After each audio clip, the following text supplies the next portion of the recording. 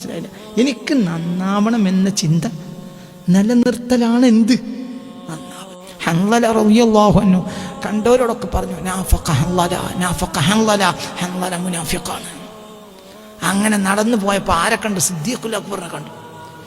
സിദ്ദീഖുൽ അക്ബറിനെ കണ്ടപ്പോൾ സിദ്ദീഖിനോട് പറഞ്ഞു, നാഫഖ ഹൻളല, ഹൻളല മുനാഫിഖാണ്.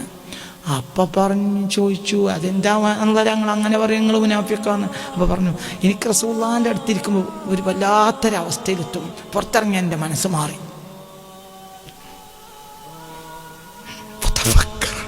അപ്പോൾ സിദ്ദീഖുൽ അക്ബർ ചിന്തിച്ചു, ഞാനും അങ്ങനെ തന്നെയില്ല, എനിക്ക് റസൂലുള്ളാഹിൻ്റെ അവസ്ഥ മാറി, പുറത്തിറങ്ങി എൻ്റെ അവസ്ഥ മാറി. അപ്പോൾ പറഞ്ഞു, നാഫഖ അബൂബക്കർ, അബൂബക്കർ മുനാഫിഖ. ധാര പറഞ്ഞു, ഞാൻ മുനാഫിഖാണെന്ന് പറഞ്ഞ ആളാരാ? പറ ആരാത് പറഞ്ഞു? സിദ്ദീഖുൽ അക്ബർ. സിദ്ദീഖുൽ അക്ബർ പറയണേ ഞാൻ മുനാഫിഖാണ്. ഇജും ഞാനും പറയണത് നമുക്ക് പേടില്ല, നമ്മളെ മറ്റേ ശൈഖ് അവിടെ കൈ പിടിക്കുന്നു.